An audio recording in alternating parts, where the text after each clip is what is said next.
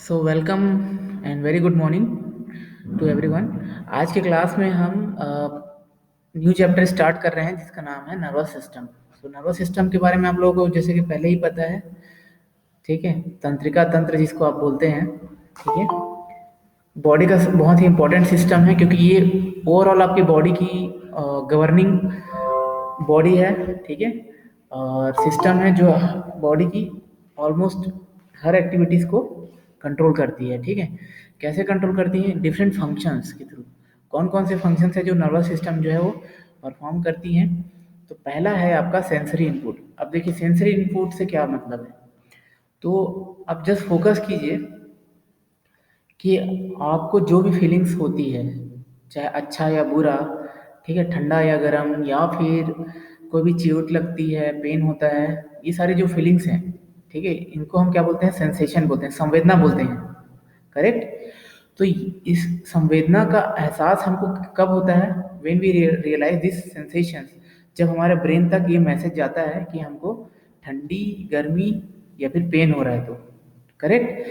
तो इस चीज़ों को सेंस करने का जो फंक्शन है वो किसका है? आपका नर्वस सिस्टम का।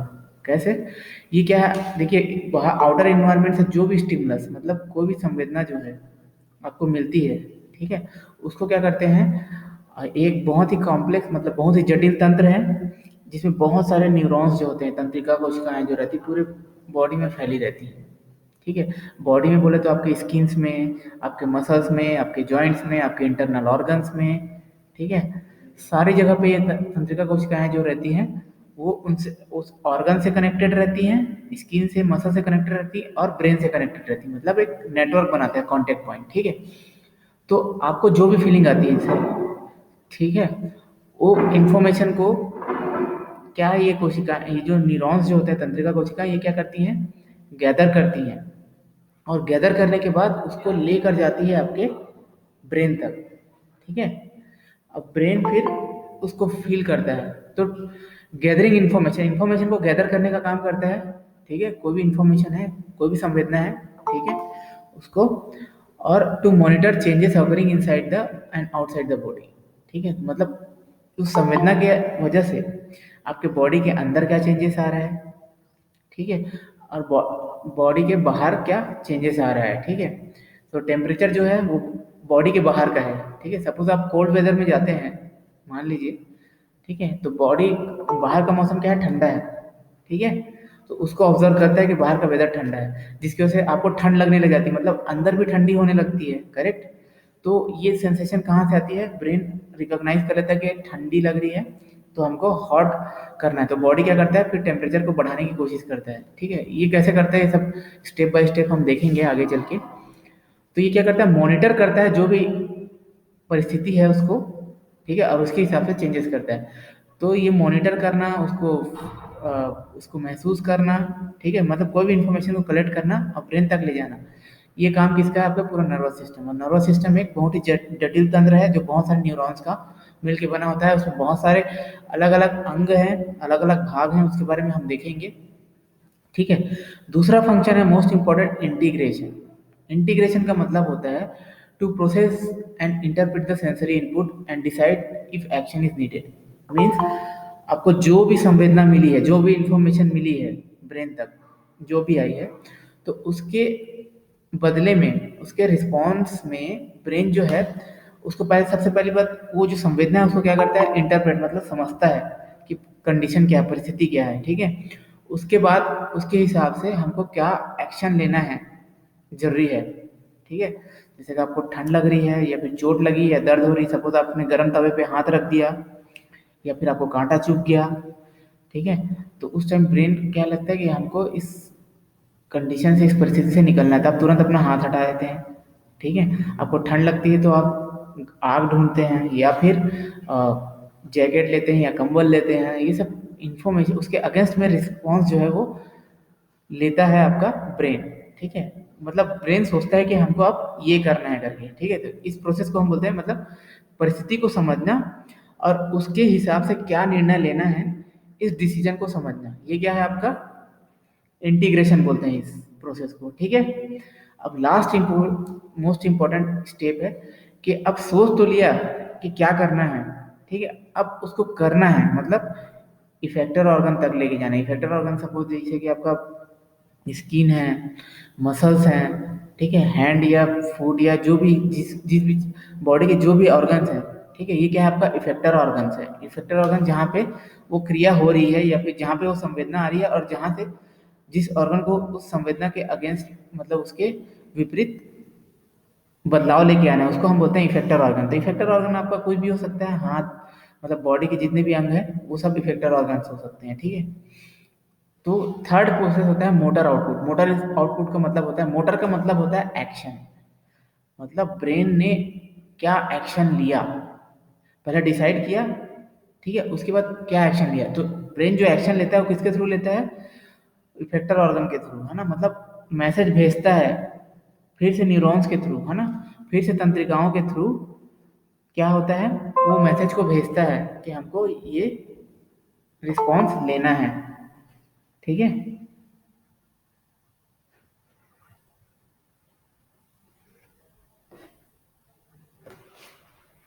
करेक्ट। तो अ रिस्पॉन्स टू स्टिमुलाई मतलब जो भी संवेदना है उसके अगेंस्ट में रिस्पॉन्स लेना, ठीक है। वो संवेदना क्या है, आपके सेंसरी न्यूरॉन्स मतलब संवेदी तंत्रिका कोशिकाओं के थ्रू मस्तिष्क तक जाती है पहले संवेदना, उसके बाद उसके बदले में जो भी एक्शन ब्रेन लेता है वो इफेक्टर ऑर्गन्स तक किसके थ्रू आती है, मोटर मोटर न्यूरॉन्स के थ्रू, ठीक है।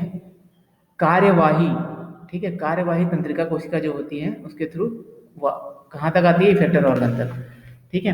तो ये तीन इंपॉर्टेंट फंक्शन है आपके किसके, नर्वस सिस्टम के, ठीक है।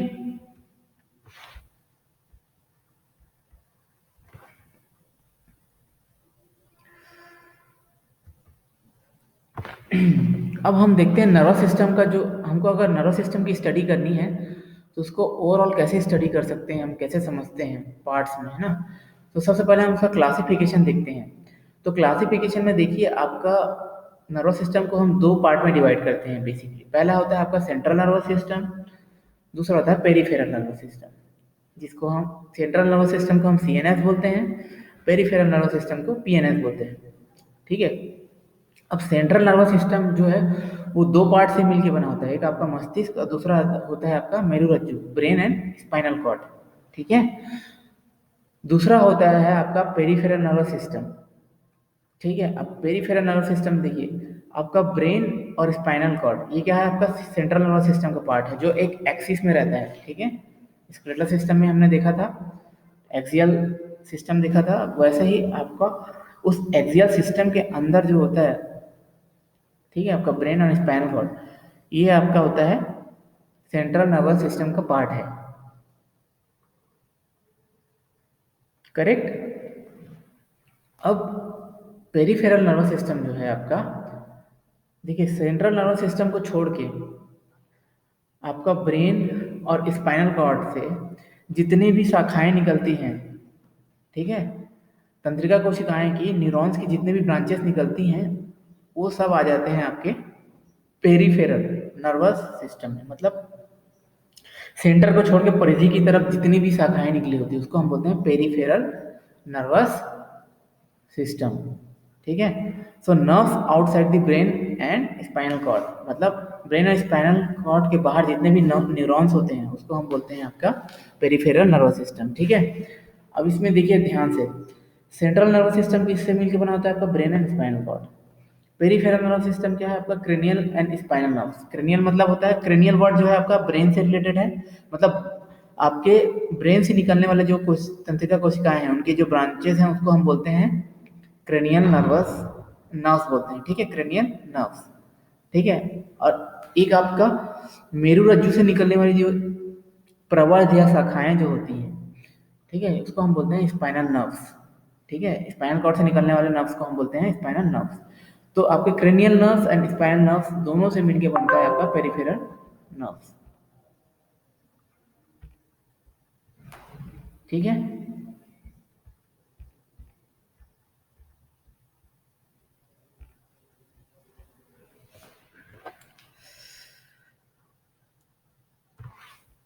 अब देखिए, कोई भी सेंसरी ऑर्गन जो है ना, कोई भी सेंसरी ऑर्गन्स क्या हो सकता है आपके, देखिए मसल्स हो सकते हैं बॉडी के डिफरेंट, आपका आपकी त्वचा हो सकती है, जॉइंट्स हो सकते हैं, बहुत सारे इंटरनल ऑर्गन जैसे हार्ट, किडनी या फिर जीआईटी के जितने भी ऑर्गन्स हैं, ये सारे कुछ भी हो सकते हैं आपके सेंस ऑर्गन्स। ठीक है, तो सेंस ऑर्गन्स से जो भी संवेदना होती है, जो भी वो फील करता है वो ऑर्गन, उस संवेदना को सबसे पहले आपका सेंसरी या फिर एफरेंट, याद रखिए सेंसरी या फिर एफरेंट, ये दोनों वर्ड सिमिलर हैं, जो संवेदनाओं को लेकर जाती हैं मस्तिष्क तक। ठीक है, वो न्यूरॉन्स होते हैं सेंसरी न्यूरॉन्स या फिर एफरेंट न्यूरॉन्स, वो न्यूरॉन्स होते हैं जो इन सेंस ऑर्गन से संवेदनाओं को मस्तिष्क तक लेकर जाती है। ठीक है, अब ये चले गई संवेदना जो है इन ऑर्गन से कहाँ तक चली गई, मस्तिष्क तक। अब मस्तिष्क तक जाने के बाद मस्तिष्क जो है उसके उसको समझेगा और उसके अगेंस्ट में कोई रिस्पॉन्ड करेगा, मतलब कोई एक्शन लेगा।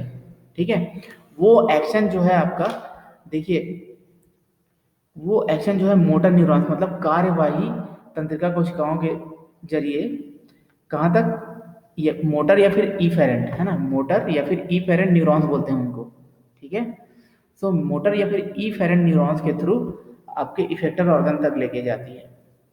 अब यहाँ पे थोड़ा सा डाइवर्जन है, देखिए मोटर न्यूरॉन्स जो है वो दो, मोटर जो न्यूरॉन्स जो होते हैं वो दो टाइप के होते हैं, एक होता है सोमैटिक या फिर वॉलंटरी, दूसरा होता है ऑटोनॉमिक या फिर इनवॉलंटरी। सोमैटिक का मतलब होता है ऐसे क्रियाएं या फिर ऐसे न्यूरॉन्स जो उन क्रियाओं को उन क्रियाओं का वहन करते हैं जो आपके इच्छा से होती है, मतलब आपके कंट्रोल में होती हैं, जैसे कि आप स्केलेटल मसल्स की जो भी एक्टिविटीज हैं, ठीक है, वो आपके किसमें होती है, कंट्रोल में होती है ना। जब मैंने आपको मस्कुलर सिस्टम बताया था तो याद कीजिए, हम मैंने बताया था स्केलेटल मसल्स को हम वॉलंटरी कंट्रोल करते हैं, मतलब अपनी इच्छा से, लेकिन बाकी जो आपके कार्डियक मसल्स हैं या फिर स्मूथ मसल्स हैं या फिर जितने भी ग्रंथियां हैं या ग्लैंड्स हैं, है ना, हमारे शरीर के अंदर, इनका जो भी फंक्शन है या क्रियाकलाप है उसको हम अपने मर्जी से कंट्रोल नहीं कर सकते हैं, वो आप ही आप रेगुलेट होता है ऑटोनॉमिक नर्वस सिस्टम के थ्रू। ठीक है, इसी कारण इसको हम इनवॉलंटरी या फिर अनैच्छिक, ठीक है, क्रियाएं बोलते हैं। ठीक है, अब देखिए ये जो ऑटोनॉमिक नर्वस सिस्टम है ये भी दो टाइप के होते हैं, पहला होता है सिंपैथेटिक, दूसरा होता है पैरासिम्पैथेटिक। ठीक है, अब देखिए सिंपैथेटिक एंड पैरासिम्पैथेटिक को हम और डिटेल में देखेंगे जब ऑटोनॉमिक नर्वस सिस्टम पढ़ेंगे, ये अपने आप में एक और कॉम्प्लेक्स चीज है।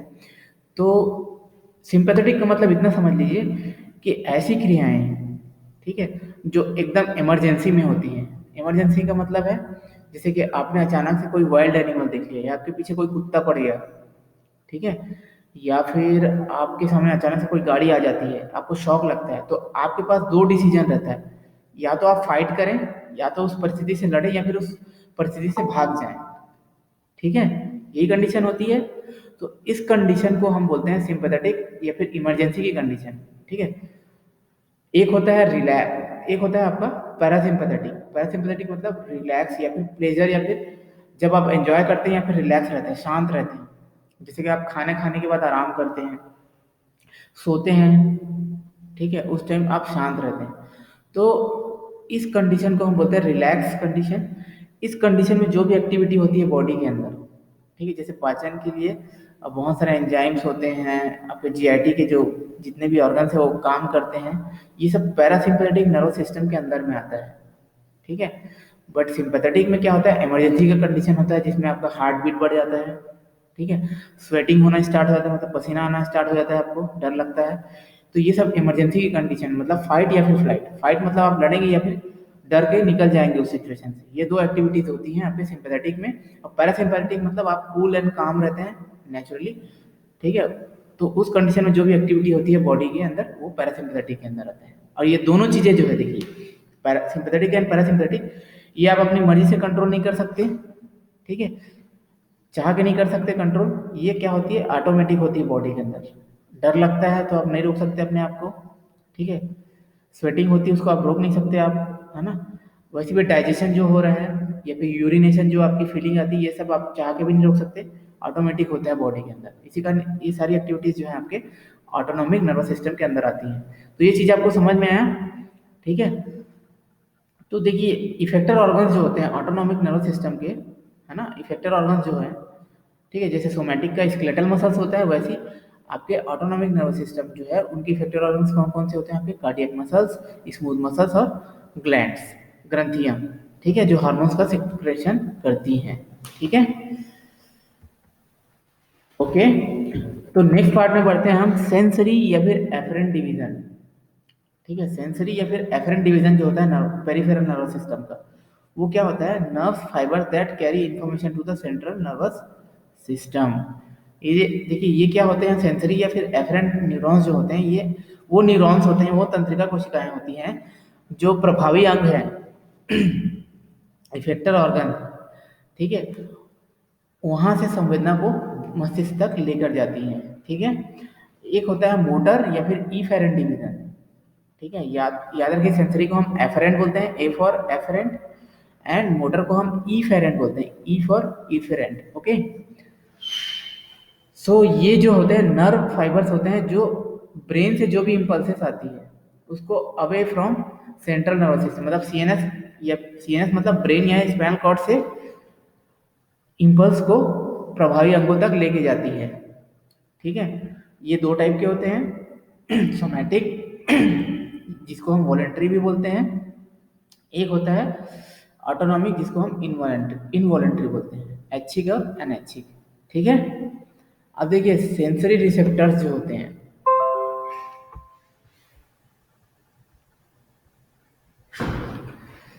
सेंसरी रिसेप्टर्स जो होते हैं, ठीक है। अब देखिए कोई भी संवेदना जो आती है, स्टिमुलस जो आती है, ठीक है, हमारे शरीर में, उसको सेंस करने के लिए, उसको महसूस करने के लिए वहां पे एक रिसेप्टर होते हैं, हर ऑर्गन्स में एक रिसेप्टर होते हैं, ठीक है, ठीक है। कोई भी रिसेप्टर, जैसे कि सपोज आप कुछ देखते हैं, है ना, अभी आप देख रहे हैं तो देखना भी एक संवेदना है। ये संवेदना का एहसास कैसे हो रहा है, आपके आइज जो होते हैं, ठीक है, आंखों की जो रेटिना होती है वहां पे कुछ फोटो रिसेप्टर होते हैं।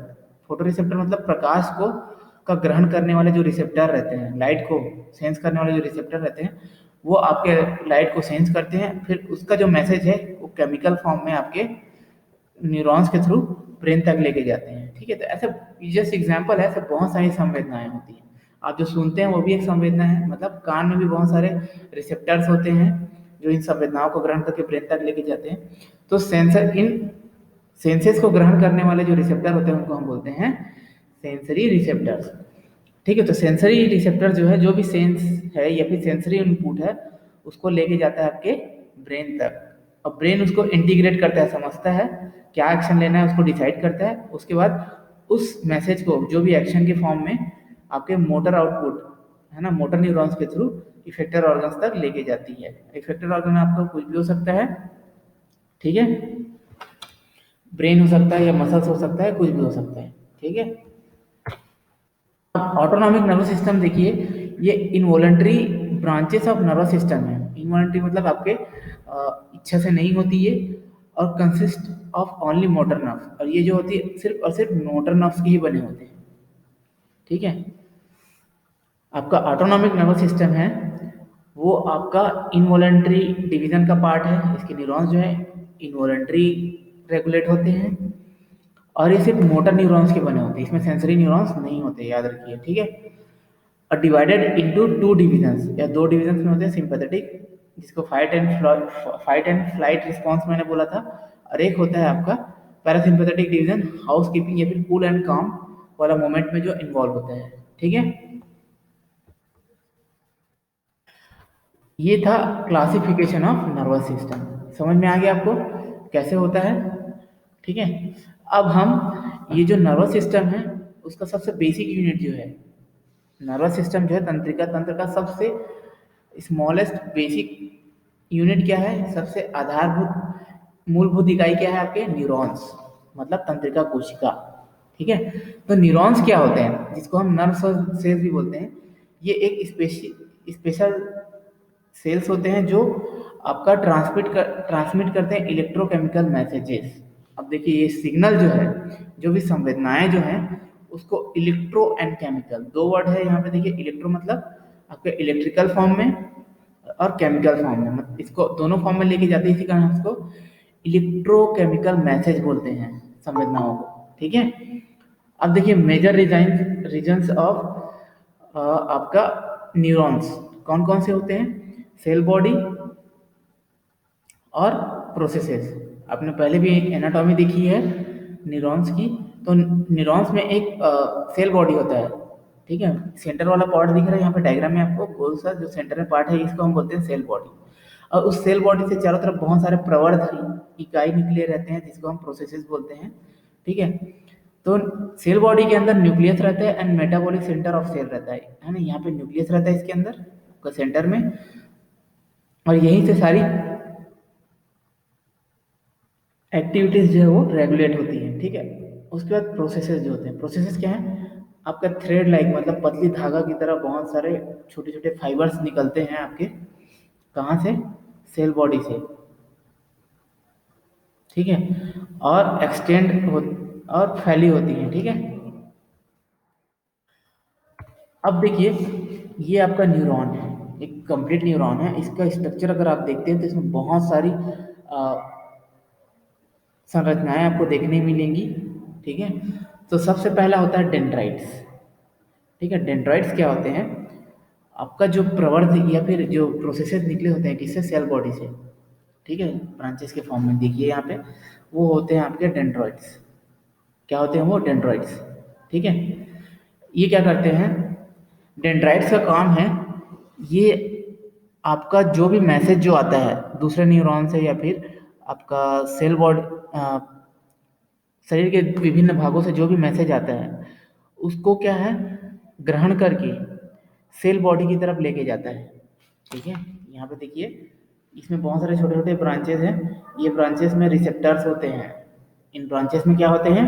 रिसेप्टर्स होते हैं, जो स्टिमुलस जो होती है, जो भी संवेदना है उसको ग्रहण करती है और उसको केमिकल फॉर्म में लेके जाती है, इलेक्ट्रोकेमिकल फॉर्म में लेके जाती है आपके सेंटर में, मतलब सेल बॉडी के पास। ठीक है, और सेल बॉडी को हम सोमा भी बोलते हैं। ठीक है, इसके अंदर बहुत सारे सेल ऑर्गेनल्स होते हैं जो आपके नॉर्मल सेल्स में होते हैं।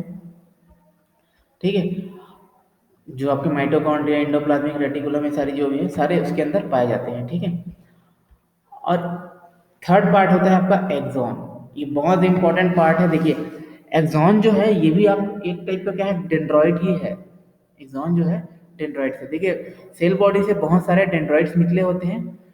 एक डेंड्रॉइड जो देखिए वो क्या होता है आपके, बहुत लंबी गई है, दिख रहा है आपको? ये भी एक टाइप का डेंड्रॉइड है, लेकिन ये बहुत लॉन्ग है और एक स्पेसिफिक टाइप का स्ट्रक्चर है, ये अलग है बाकियों से।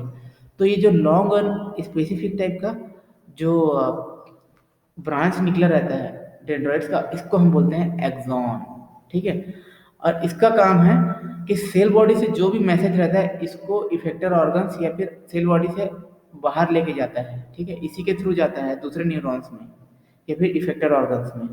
ठीक है, मैसेज जो है डेंड्राइट्स के थ्रू मैसेज जो है आपके सेल बॉडी में आता है।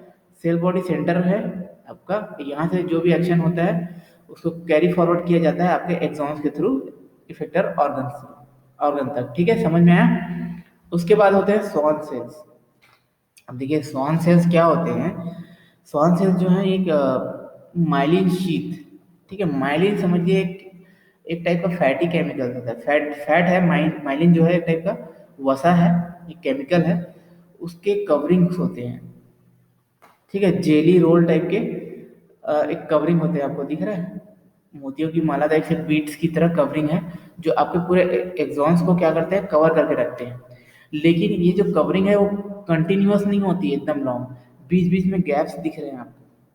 ठीक है, बीच बीच में गैप्स भी दिख रहे हैं। ठीक है, तो ये जो कवरिंग है ये स्वान सेल्स की बनी होती है। इन्हीं को हम एक एक बीट्स जो है उसको हम स्वान सेल बोलते हैं। ठीक है, ये एक टाइप के सेल्स होते हैं। ठीक है, इसमें न्यूक्लियस पाए जाते हैं हर एक सेल्स में। ठीक है, और एक होता है नोड्स ऑफ रेनवियर। तो बहुत सारे जो स्वान सेल्स हैं या फिर माइलिन शीथ है, उसके बीच में जो गैप होता है उसको हम बोलते हैं नोड्स ऑफ रेनवियर। ठीक है। तो ये सारे स्ट्रक्चर्स आपके पाए जाते हैं एक न्यूरॉन में, ठीक है, एक टिपिकल न्यूरॉन में।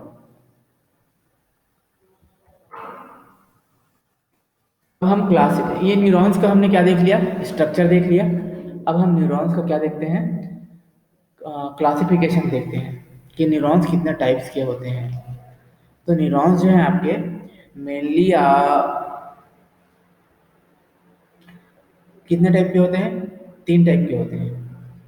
पहला होता है आपका सेंसरी एफरेंट न्यूरॉन, ठीक है, सेंसरी या फिर एफरेंट न्यूरॉन, जिनका मेन काम है ये carry impulses from sensory receptors, है ना। सेंसरी रिसेप्टर्स जो होते हैं इफेक्टर ऑर्गन्स में, वहां से संवेदनाओं को लेकर ब्रेन तक आते हैं। मतलब क्यूटेनियस सेंस ऑर्गन जो है, जैसे स्किन हो गया, मसल्स हो गया, है ना,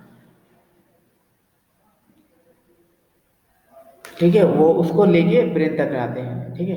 अब देखिए इसमें रिसेप्टर्स होते हैं, ठीक है, इन सेंसरी ऑर्गन्स में रिसेप्टर होते हैं। ये रिसेप्टर्स आपके किससे अटैच होते हैं, आपके जो इफेक्टर ऑर्गन्स है, मसल्स हैं, स्किन्स हैं, कोई भी इंटरनल ऑर्गन्स हैं, उससे अटैच्ड होते हैं, ठीक है। और ये रिसेप्टर जो है डिटेक्ट करने का या फिर उसको आइडेंटिफाई, जो भी स्ट्रेच आता है या टेंशन आता है या फिर स्टिमुलस जो आता है उसको आइडेंटिफाई करने का काम करते हैं ये रिसेप्टर, ठीक है। देन सेकेंड टाइप है आपका इंटर न्यूरॉन्स या फिर एसोसिएशन न्यूरॉन्स। इंटर न्यूरॉन्स या फिर एसोसिएशन न्यूरॉन या फिर इसी को हम कनेक्टर न्यूरॉन्स बोलते हैं। कनेक्टर न्यूरॉन्स इसलिए बोलते हैं क्योंकि ये आपका सेंसरी और मोटर न्यूरॉन्स इसको कनेक्ट करने का काम करते हैं, ठीक है। इस चीज़ को मैं और एक्सप्लेन करूंगा जब मैं स्पाइनल कॉर्ड पढ़ेंगे, हम जब हम स्पाइनल कॉर्ड के बारे में पढ़ेंगे तो वहाँ पे और अच्छे से समझ में आएगा इंटर न्यूरॉन या फिर कनेक्टर न्यूरॉन्स के बारे में, ठीक है। सो थर्ड टाइप है आपका मोटर न्यूरॉन्स। मोटर न्यूरॉन्स जो है ये क्या करता है, कैरी करता है इम्पल्स को कहाँ तक, आपका ब्रेन से इफेक्टर ऑर्गन्स तक। मतलब carry impulses from central nervous system, central nervous system से जो भी एक्शन के फॉर्म में जो मैसेज आता है उसको कैरी करके आपका इफेक्टर ऑर्गन तक लेके जाता है, ठीक है। तो ये 3 मेजर टाइप हैं आपके न्यूरॉन्स के, ठीक है। अब यहाँ पे डायग्राम देखिए, यहाँ पे आपको समझ में आएगा न्यूरॉन्स कितने टाइप के होते हैं, है ना, ठीक है। अब देखिए ये आपका स्पाइनल कॉर्ड है, ठीक है। ये जो डायग्राम आपको दिख रहा है स्पाइनल कॉर्ड का एक सेक्शन है, ठीक है। स्पाइनल कॉर्ड से बहुत सारे न्यूरॉन्स निकले होते हैं दोनों तरफ, ठीक है, उसके ब्रांचेस निकले रहते हैं। तो देखिए ये जो ब्लू कलर का जो यहाँ पे न्यूरॉन दिख रहा है आपको, ये क्या है आपका सेंसरी न्यूरॉन है, ठीक है, सेंसरी न्यूरॉन है। और ये सेंसरी न्यूरॉन जो है आपका स्किन या फिर मसल्स, ठीक है, बॉडी के कोई भी पार्ट से अटैच रहता है। इसका एक्सॉन वाला जो पार्ट है, डेंड्राइड्स जो है एक्सॉन का, ठीक है। और इस डेंड्राइड्स में क्या होता है, रिसेप्टर्स होते हैं। तो ये सेंस को लेकर, कोई भी संवेदना जो होती है उसको लेकर, ठीक है, एफरेंट ट्रांसमिशन, मतलब ये पूरे एक्सॉन से होते हुए आपके कहाँ पे जाती है, सेल बॉडी तक जाती है। एफरेंट न्यूरॉन जो है उसके सेल बॉडी तक जाती है, ठीक है। और इसी सेल बॉडी को हम गैंग्लियन भी बोलते हैं, ठीक है। गैंग्लियन की वर्ड याद रखिए, मैं इसको और अच्छे से क्या बोलूँ डिफाइन करूँगा, ठीक है। एक चीज़ याद रखिए, गैंग्लियन का मतलब होता है सेल बॉडी या फिर सोमा या cytoma of, soma of neuron. Neuron का जो सेल बॉडी है उसको हम गैंग्लियन बोलते हैं, लेकिन किस कंडीशन में, जब वो सेंट्रल नर्वस सिस्टम मतलब सीएनएस मतलब ब्रेन या स्पाइनल कॉर्ड को छोड़ के उसके बाहर रहता है सेल बॉडी, ठीक है। ये देखिए स्पाइनल कॉर्ड है, स्पाइनल कॉर्ड के बाहर है ये, है ना, ठीक है। तो इसका इस सेल बॉडी को हम बोलते हैं गैंग्लियन। यही सेल बॉडी अगर सेंट्रल नर्वस सिस्टम में रहता है, मतलब सीएनएस में रहता है, ठीक है, जैसे कि ये सीएनएस का यहाँ पे भी एक न्यूरॉन दिख रहा है आपको स्पाइनल कॉर्ड के अंदर, ठीक है, उसका सेल बॉडी दिख रहा है। तो इसको अगर सेंट्रल नर्वस सिस्टम के जब अंदर पाया जाता है ये, तो उसको हम बोलते हैं न्यूक्लियाई बोलते हैं। सिंगल है उसको हम न्यूक्लियस बोलते हैं और बहुत सारे रहते हैं उसको हम न्यूक्लियाई बोलते हैं, ठीक है। तो ये दोनों डिफरेंस जो है आप याद रखिए, सेल बॉडी को ही हम गैंग्लियन बोलते हैं, सेल बॉडी को हम न्यूक्लियाई बोलते हैं, लेकिन कंडीशन अप्लाई, कंडीशन क्या है, अगर वो सेल बॉडी आपके सीएनएस के बाहर पाया जाता है तो हम उसको गैंग्लियन बोलते हैं, सीएनएस के अंदर पाया जाता है तो उसको न्यूक्लियाई बोलते हैं। ठीक है, अब देखिए ये इंटीग्रेशन के बाद ये जो मैसेज है, इंटीग्रेशन होने के बाद, ठीक है, इस मैसेज को फिर लेके जाता है आपका स्पाइनल कॉर्ड तक। अब देखिए स्पाइनल, ये सेंसरी न्यूरॉन्स है, इसके डेंड्राइट्स हैं, ठीक है, और ये आपका रेड कलर का जो न्यूरॉन दिख रहा है वो क्या है, आपका इफेक्टर ऑर्गन्स है। ठीक है, तो कोई भी संवेदना आई उसके अगेंस्ट में जो भी रिस्पॉन्स जाना है, ठीक है, वो मोटर न्यूरॉन्स के थ्रू जाना है इफेक्टर ऑर्गन्स में, मसल्स या फिर ग्लैंड्स, कुछ भी हो सकता है इफेक्टर ऑर्गन। तो देखिए यहाँ पे मोटर न्यूरॉन और आपका कौन सा सेंसरी न्यूरॉन, इन दोनों के बीच में एक छोटा सा न्यूरॉन दिख रहा है जिसको हम बोलते हैं एसोसिएशन न्यूरॉन या फिर कनेक्टर न्यूरॉन या फिर इंटर न्यूरॉन। ठीक है, ये दोनों संवेदी एंड संवेदी एंड आपके कार्यवाही, दोनों जो तंत्रिका कोशिकाएं हैं उन उसको कनेक्ट करने का काम करता है। मतलब मैसेज आया और ब्रेन तक ना, मतलब सीधा सीएनएस से, है ना, मतलब स्पाइनल कॉर्ड से, ठीक है, ब्रेन तक नहीं गया, सीधा स्पाइनल कॉर्ड से यहाँ से डिसीजन होके चला गया आपका इफेक्टर ऑर्गन्स में कि क्या एक्शन लेना है करके। ठीक है, इसको हम बोलते हैं रिफ्लेक्स आर्क। ठीक है, इस क्रिया को हम बोलते हैं रिफ्लेक्स, मतलब तुरंत इंस्टेंट रिस्पॉन्स जो होता है वो इसी के थ्रू होता है। ठीक है, जैसे कि आपने अचानक से गर्म तवे पे हाथ रख के हाथ हटा दिया, कांटा चुभ गया, आप पैर हटा लिए, तो ये सारे इंस्टेंट रिस्पॉन्स जो रहता है इसी कंडीशन की वजह से होता है। मतलब ये ब्रेन तक जाने का टाइम ही नहीं लेता, मतलब ब्रेन तक पहुंचेगा उसके बाद ब्रेन डिसीजन लेगा तो बहुत लेट हो जाएगा, इसी वजह से वहां तक जाता ही नहीं है मैसेज, तुरंत यहीं से कन्वर्ट हो जाता है मोटर न्यूरॉन्स में रिफ्लेक्स के फॉर्म में और तुरंत एक्शन हो जाता है। ठीक है,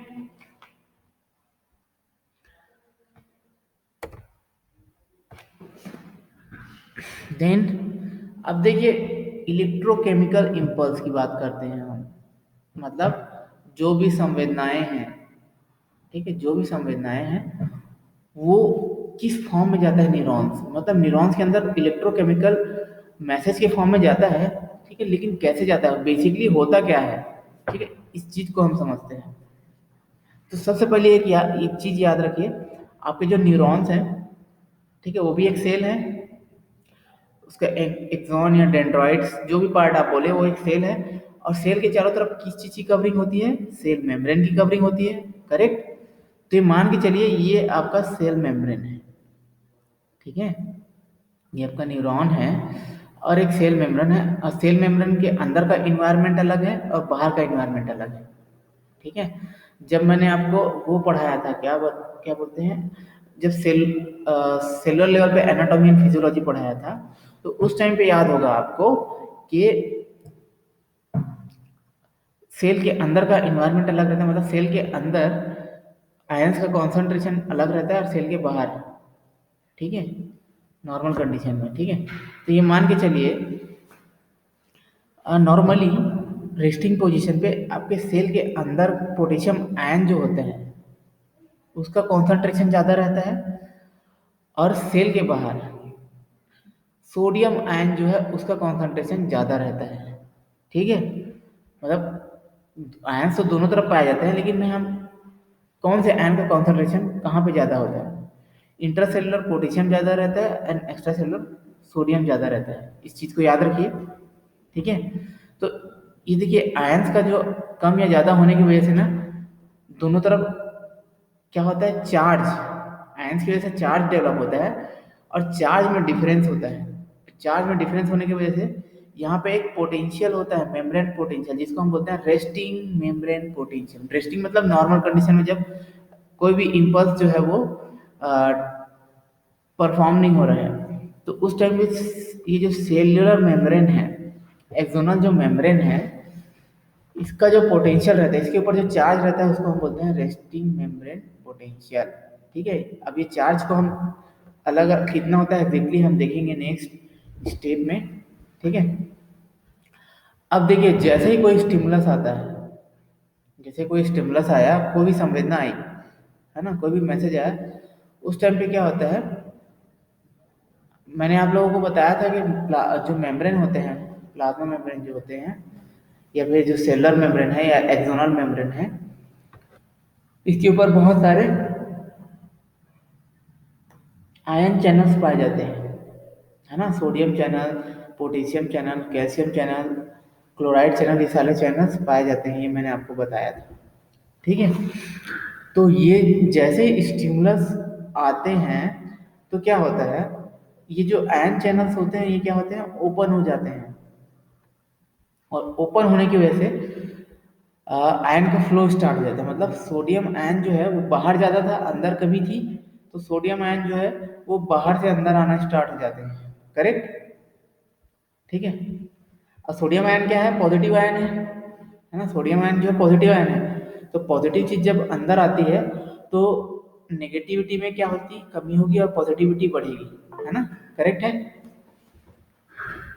ओके, ठीक है। सो अब देखिए सोडियम आयन अंदर आना स्टार्ट हो जाते हैं with the help of sodium pumps, है ना। This exchange of ion initiate action potential. अब देखिए जैसे चार्ज में डिफरेंस, नॉर्मल कंडीशन में एक अलग ही चार्ज रहता है, किसके, रेस्टिंग में मेम्ब्रेन का, ठीक है। अब जैसे स्टिमुलस आया, सोडियम पंप्स ओपन हो गए और सोडियम आयन अंदर आना स्टार्ट हो गया। अब यहाँ पे चार्ज डेवलप हो जाता है, चार्ज डेवलप हो जाता है मतलब एक पोटेंशियल डेवलप हो जाता है। अब फिर एक स्टार्ट हुआ था, अब धीरे धीरे धीरे क्या होते हैं, सारे आयन अंदर सर, आना स्टार्ट हो चार्ज जाते हैं। डेवलप होने का कारण क्या होता है? फिर कौन बोला बीच में? Sorry sir. आपका जो भी डाउट है वो नोट करके रखिए, बीच में इंटरप्ट मत कीजिए मेरे को, ठीक है। मेरे को ये लेक्चर रिकॉर्ड करना रहता है आप लोगों के लिए, तो आपको ही डिस्टर्बेंस हो जाता है, अदरवाइज मैं आप लोग को रिकॉर्डेड लेक्चर नहीं सेंड करूंगा मैं, ठीक है। मैनेज कर लेना आप लोग। Sorry sir. ओके, सो क्या डाउट क्या था आपका? ये चार्ज डेवलप होता ही क्यों है? आयंस की वजह से, तो कॉमन अंडरस्टैंडिंग है ना, पॉजिटिव और नेगेटिव आयंस की वजह से चार्ज डेवलप होता है। नहीं पढ़े आप लोग 11th 12th में? बॉडी में कुछ होता होगा या फिर मतलब कि कुछ क्या कुछ वो होता हो, होगा? मतलब कि बॉडी में कुछ होता होगा तभी ना चार्ज डेवलप होता है। बॉडी के अंदर आयंस होते हैं, ठीक है। और ये आयंस जो हैं एक कंपार्टमेंट या मेम्ब्रेन के अंदर और बाहर जो है अलग अलग कॉन्सेंट्रेशन में मतलब मौजूद होते हैं, जिसकी वजह से चार्ज में डिफरेंस होते हैं। कम या ज़्यादा होगा तो डिफरेंस होगा कि नहीं होगा, ये चीज़ मैं पहले भी बता चुका हूँ आप लोग को। सेलुलर जब मैं वो पढ़ाया था, ट्रांसपोर्टेशन जब पढ़ाया था मैं सेलुलर पे, आप लोग अगर मन लगा के पढ़ेंगे तो आपको सब चीज़ें याद रहेंगी, ठीक है। आप लोग रिकॉल ही नहीं करते उन सब चीज़ों को, या फिर सेंस नहीं करते, या अपने अपनी थिंकिंग ये सब चीज़ में नहीं लगाते, तो कहाँ से आपको समझ में आएगा। पहले भी बता चुका हूँ सारी चीज़ें मैं आप लोगों को, ठीक है। एक यूजलेस डाउट है ये, ठीक है, मेरे लिए।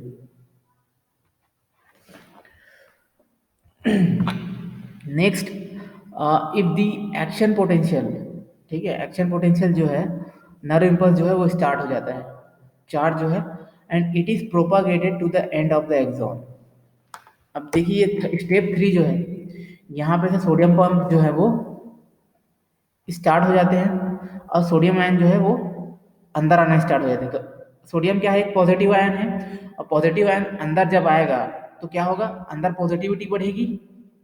ये प्लस साइन दिख रहा है, अब अंदर आ रहा है, पहले क्या है प्लस साइंस बाहर थे, ठीक है। सोडियम आयन जो थे वो बाहर थे, अब सोडियम आयन अंदर आएगा तो क्या होगा, अंदर पॉजिटिविटी बढ़ेगी। अंदर पहले क्या थी, नेगेटिविटी थी, ठीक है। अब सोडियम आयन जैसे अंदर आया, क्या होता है, पॉजिटिविटी जो है वो बढ़ने चालू होती है, और बाहर क्या होती है, नेगेटिव आयन हो जाती, नेगेटिविटी हो जाती है, ठीक है। और ये धीरे धीरे चलते रहता है, मतलब ये जो पंप्स जो रहते हैं पूरे एक्सोनल मेम्ब्रेन में फैले होते हैं लाइन से कंटिन्यूअस।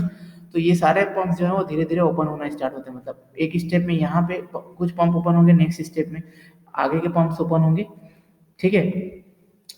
तो पहले क्या है, जब नेगेटिविटी रहती है सेल के अंदर, रेस्टिंग मेम्ब्रेन पोटेंशियल, है ना, जब नेगेटिव रहता है तो उस कंडीशन को हम बोलते हैं पोलराइज्ड स्टेट। पोलराइजेशन का मतलब होता है डिफरेंस इन चार्ज, मतलब नेगेटिविटी रहती है सेल्स किसके अंदर, एक्सोनल मेम्ब्रेन के अंदर, ठीक है, सेल्स के अंदर नेगेटिविटी रहती है। तो उस कंडीशन को हम बोलते हैं पोलराइज्ड स्टेट, पोलराइज्ड स्टेट बोलते हैं, ठीक है, या फिर पोलराइजेशन, चार्ज में डिफरेंस जो रहता है, ठीक है। अब जैसे ही वो चार्ज मतलब नेगेटिविटी जो है अंदर जो होती है वो कम होने लग जाती है, मतलब पॉजिटिविटी बढ़ने लग जाती है, मतलब पोलराइजेशन से अब डी अपोजिट इफेक्ट आ रहा है, मतलब पोलराइजेशन से डीपोलराइजेशन हो जाता है। तो इस स्टेप को हम बोलते हैं depolarisation and generation of the action potential, मतलब अब ये डीपोलराइजेशन हो रहा है इसका, मतलब नेगेटिविटी जो है अंदर की वो खत्म हो रही है धीरे धीरे, इसको हम क्या बोलते हैं, डीपोलराइजेशन, ठीक है। तो इफ द एक्शन पोटेंशियल जो है नर्व इम्पल्स का वो स्टार्ट हो जाता है and propagated to the end of the axon, पूरे एक्सॉन में धीरे धीरे पंप्स ओपन होते लगते हैं और ये करंट जो है फैलने लगता है, ठीक है। नेक्स्ट स्टेप में क्या होता है, पोटेशियम चैनल जो रहते हैं वो क्या करते हैं, स्टार्ट ओपन होना स्टार्ट हो जाते हैं, ठीक है। सोडियम चैनल होते हैं, पोटेशियम चैनल भी होते हैं, ठीक है, रेस्टिंग में मतलब मेम्ब्रेन में आपके। तो अब क्या है, पोटेशियम चैनल जो है वो स्टार्ट चालू हो जाते हैं। तो potassium ion rush out of the neurons after sodium ion rushing, जैसे सोडियम आयन अंदर आता है, ठीक है, नेगेटिविटी कम होती है, अब क्या होता है, थोड़ा सा एक इलेक्ट्रिक करंट डेवलप होता है और उस इलेक्ट्रिक करंट डेवलप होने की वजह से फिर पोटेशियम चैनल जो है वो भी ओपन होना स्टार्ट हो जाते हैं। और पोटेशियम चैनल जब ओपन होते हैं तो पोटेशियम क्या है, अंदर ज़्यादा रहता है, बाहर कम होता है, तो पोटेशियम आयन जो है वो अंदर से बाहर जाना स्टार्ट हो जाते हैं, ठीक है। तो अब पोटेशियम आयन भी एक क्या है, पॉजिटिव आयन है, ठीक है। तो पॉजिटिव आयन अब अंदर से जब बाहर जाएगा तो क्या होगा, अंदर फिर से नेगेटिविटी बढ़ेगी और बाहर पॉजिटिविटी बढ़ेगी, करेक्ट, समझ में आ रहा है चीज। तो अब फिर से पोलराइजेशन का स्टेप हो जाता है, मतलब फिर से नेगेटिविटी बढ़ने लग जाती है अंदर। तो इस स्टेप को हम बोलते हैं रीपोलराइजेशन, और इस कंडीशन को हम बोलते हैं पोलराइज्ड स्टेट ऑफ मेम्ब्रेन, ठीक है, समझ में आ रही है चीज। अब नेक्स्ट स्टेप में क्या होता है, the sodium and potassium pump जो रहता है वो फिर से रिस्टोर करने लग जाते हैं अपने आप को, मतलब नॉर्मल कंडीशन में लाना स्टार्ट करते हैं अपने आप को। पहले क्या था, जब स्टिमुलस नहीं आया था, एकदम नॉर्मल कंडीशन में था, तो उस टाइम पोटेशियम आयन जो था, सोडियम आयन जो था वो बाहर जाता था, पोटेशियम आयन अंदर जाता था, और एक रेस्टिंग मेम्ब्रेन कंडीशन था, मतलब नो चार्ज था वहाँ पे, मतलब वहाँ पे कोई इलेक्ट्रिक करेंट नहीं था, ठीक है। वहाँ पे सिर्फ आयंस में डिफरेंस था और उसकी वजह से अंदर नेगेटिविटी थी और बाहर पॉजिटिविटी थी, ठीक है। तो ये जो पोटेंशियल जो रहता है, ये चार्ज जो रहता है किसका, मेम्ब्रेन का, ये एक क्वांटिटी में होती है, ठीक है। क्वांटिटी में मतलब जैसे कि अगर रेस्टिंग मेम्ब्रेन कंडीशन में जब रहती है ना, नॉर्मल कंडीशन में जब रहता है ना, तो उस कंडीशन में मेम्ब्रेन के ऊपर जो चार्ज रहता है वो होता है -70 मिली वोल्ट, -70 रहता है, नेगेटिव रहता है, नेगेटिविटी रहती है, क्योंकि अंदर जो रहती है पॉजिटिव आयंस की कमी होती है और बाहर ज़्यादा होती है। तो रेस्टिंग मेम्ब्रेन पोटेंशियल क्या होता है, उस टाइम नेगेटिव रहता है -70 में, ठीक है। अब जैसे ही पॉजिटिव होना स्टार्ट होती है, ठीक है, तो पॉजिटिव होना एक या दो सोडियम चैनल जो है वो ओपन होता है स्टार्टिंग में, और थोड़ा सा सोडियम आयन अंदर आते हैं, तो थोड़ा सा पॉजिटिव चार्ज तो डेवलप होगा धीरे से, ठीक है। तो जैसे एक आध दो ओपन होते हैं और थोड़ा बहुत पॉजिटिव चार्ज अंदर आते हैं, मतलब नेगेटिविटी हल्का सी कम होती है, ठीक है। तो इस कंडीशन को हम बोलते हैं थ्रेशोल्ड। अब ये थ्रेशोल्ड क्या चीज़ है, थ्रेशोल्ड को समझिए। थ्रेशोल्ड जो है एक मिनिमम अमाउंट ऑफ चार्ज है, मिनिमम अमाउंट ऑफ चार्ज है जो चाहिए आपके एक्शन पोटेंशियल को पूरे एक्सॉन में कैरी आउट करने के लिए, ठीक है। मतलब प्रोसेस को इनिशिएट करने के लिए जो चार्ज का अमाउंट चाहिए रहता है मिनिमम, उसको हम बोलते हैं थ्रेशोल्ड, ठीक है। और इस थ्रेशोल्ड की वैल्यू होती है -50, कितनी होती है, -50। नेगेटिविटी जो है पहले -70 थी, अब थोड़ा सा कम होके -50 हो गई, ठीक है। तो अब नेक्स्ट स्टेप, अब थ्रेशोल्ड अचीव हो गया, अब थ्रेशोल्ड की वजह से क्या होगा, अब पूरा चार्ज जो है इलेक्ट्रिक करंट जो है वो पूरा थ्रू आउट मेम्ब्रेन फैलेगा, तो धीरे धीरे धीरे फैलने लगता है, मतलब सारे पोटेशियम सोडियम चैनल जो है वो ओपन होने लग जाते हैं, ठीक है। तो अब जैसे ही सारे सोडियम चैनल जो है वो ओपन हुए, और सोडियम आयन जो है वो अंदर आना स्टार्ट हो जाएंगे, मतलब पॉजिटिविटी बढ़ेगी। और फिर मेम्ब्रेन पोटेंशियल जो है वो डिपोलराइजेशन में चले जाता है, मतलब डिपोलराइज हो जाता है, मतलब मेम्ब्रेन का जो पोटेंशियल है वो +40 मिलीवोल्ट तक चला जाता है। कहाँ तक चला जाता है? +40, याद रखिए। ठीक है, हो सके तो इन चीज़ों को आप याद रखिए जो मैं बोल रहा हूँ, नोट करके रखिए। रेस्टिंग मेम्ब्रेन पोटेंशियल कितना होता है? -70 मिलीवोल्ट होता है। थ्रेशोल्ड का पोटेंशियल कितना होता है आपका? -50 होता है। और डीपोलराइज्ड स्टेज में कितना होता है मेम्ब्रेन पोटेंशियल आपका? +40 हो जाता है। ठीक है, उसके बाद रिपोलराइजेशन होता है। रिपोलराइजेशन मतलब फिर से सोडियम चैनल जो है वो पोटेशियम चैनल जो है वो ओपन होना स्टार्ट हो जाते हैं और पोटेशियम आयन बाहर चले जाते हैं। तो फिर से जो चार्ज जो है वो ड्रॉप होने लग जाता है, और ड्रॉप होके कहाँ तक आ जाता है? -90 तक आ जाता है। तो रिपोलराइजेशन स्टेज में आपका मेम्ब्रेन का पोटेंशियल कितना हो जाता है? -90 हो जाता है। ठीक है, अब नेक्स्ट स्टेप क्या होता है? सोडियम एंड पोटेशियम चैनल जो है वो फिर से अपने आप को रिस्टोर करना चालू कर देते हैं, मतलब जो प्रारंभिक जो स्थिति थी, मतलब इनिशियल स्टेज जो था, फिर से उसको मेंटेन करने के लिए वापस ओपन होते हैं एटीपी का यूज़ करके, है ना। मतलब फिर से एटीपी का यूज़ करते हैं। एटीपी क्या है? एनर्जी के बंडल्स हैं, और इसका यूज़ करके फिर से क्या करते हैं? ओपन करके बैलेंस करते हैं, मतलब जैसे पहले था वैसे कंडीशन में लाने का, मतलब सोडियम आयन को फिर बाहर लेके जाते हैं, पोटेशियम आयन को फिर अंदर लेके जाते हैं, मतलब रीस्टोर करते हैं उस कंडीशन को। इस कंडीशन को हम बोलते हैं रेस्टिंग मेम्ब्रेन पोटेंशियल। फिर से अचीव हो जाता है। ठीक है, मतलब फिर से माइनस किस में आता है? 70 में आता है। तो यहाँ पे एक टाइम लगता है, याद रखिए, एक छोटा सा गैप होता है, टाइम इंटरवल, जहाँ पे फिर से कोई एक्शन पोटेंशियल जो है वो डेवलप नहीं हो सकता। इस टाइम को हम बोलते हैं रिफ्रैक्टरी पीरियड। रिफ्रैक्टरी पीरियड मतलब रिकवरी का जो पीरियड रहता है, जहाँ पे आपका रिस्टोर करते हैं सारे आयंस को पोटेशियम चैनल। ठीक है, इसको हम बोलते हैं रिफ्रैक्टरी पीरियड। सो ये सब बेसिक स्टेप्स हैं। ठीक है, इसको मैं और डिटेल में बताऊंगा आप लोगों को जब न्यूरॉन्स की एक्टिविटी पढ़ेंगे हम लोग। मैं सिर्फ यहाँ पे आप लोग को जो टर्मिनोलॉजीज हैं, जो शब्द है, रिपोलराइजेशन क्या है, रेस्टिंग मेम्ब्रेन पोटेंशियल क्या है, ये सब चीज़ों को आपको समझाने के लिए यहाँ पे जस्ट मैं बताया आपको इन्फॉर्मेशन के लिए। ओके,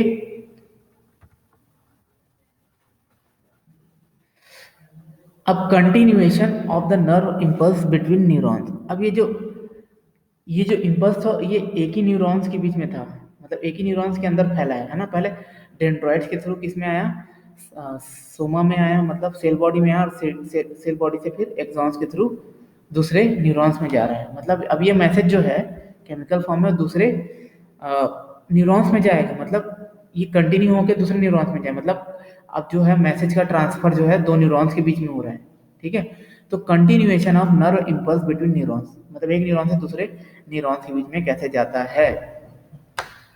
तो ये जो इम्पल्स जो है are able to cross the synapse of another neuron. अब देखिए साइनेप्स वर्ड यूज हुआ है, और साइनेप्स के बारे में मैं जस्ट प्रीवियस क्लास में जब आपको न्यूरोमस्कुलर जंक्शन मैंने पढ़ाया था तब बताया था कि साइनेप्स क्या होता है।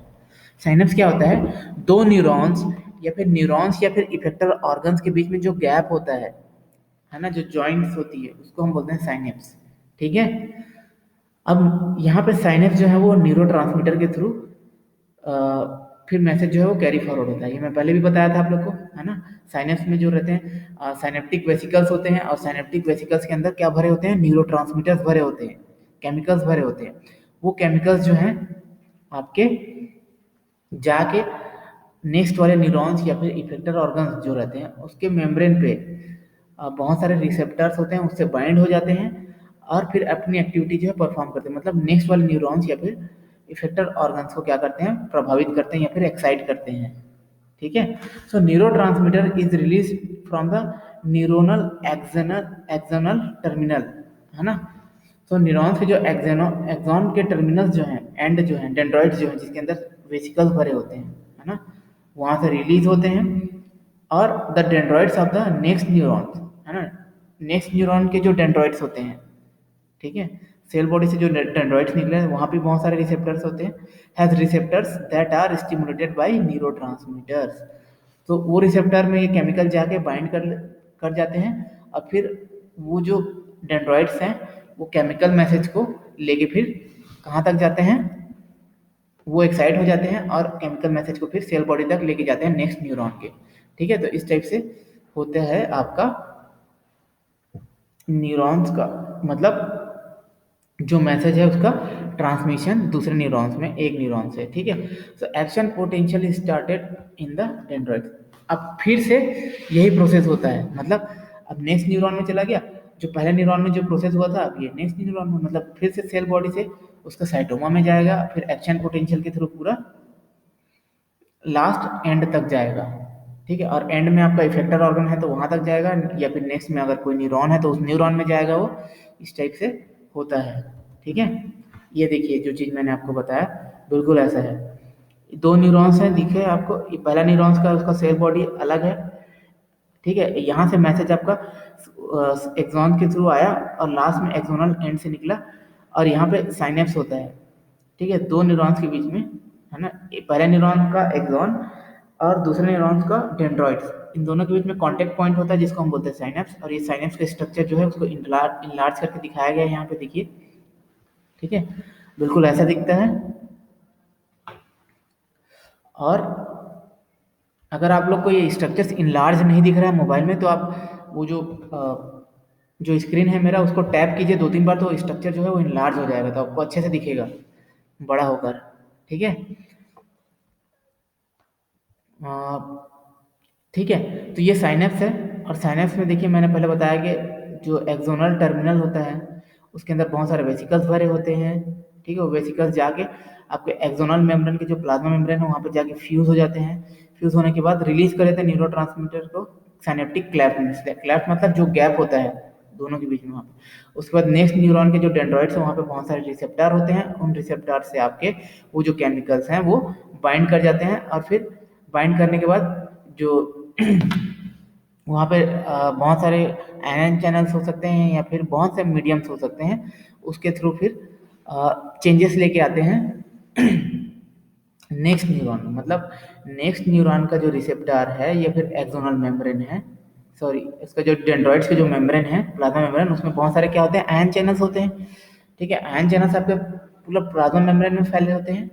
ठीक है, तो ये केमिकल जो है बाइंड हुआ, और केमिकल के बाइंड होने की वजह से है ना न्यूरोट्रांसमीटर जो है आपका नेक्स्ट वाले न्यूरॉन से बाइंड हुआ, और नेक्स्ट वाले न्यूरॉन से बाइंड होने की वजह से वहाँ पे उसके जो मेम्ब्रेन में रिसेप्टर्स हैं वो रिसेप्टर्स की एक्टिव होने की वजह से वहाँ पे जो आयन चैनल्स है वो ओपन हो गया, और वहाँ से सोडियम आयन्स या फिर पोटेशियम आयन या क्लोराइड आयन जो भी आयन्स है, कैल्शियम आयन्स, ये सब अंदर जाना स्टार्ट हो जाते हैं, फिर चेंजेस आ जाते हैं, मतलब फिर से एक्शन पोटेंशियल वाला जो स्टेप है वो स्टार्ट हो जाता है।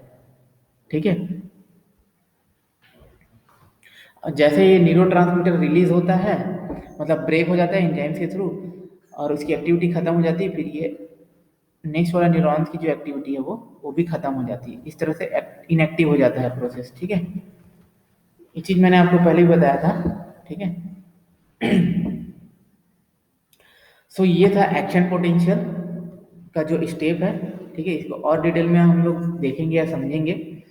ठीक है, so I am going to stop this class right now.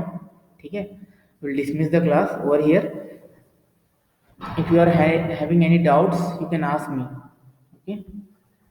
And before asking anything, just send me your attendance by typing your name in the chat box one by one.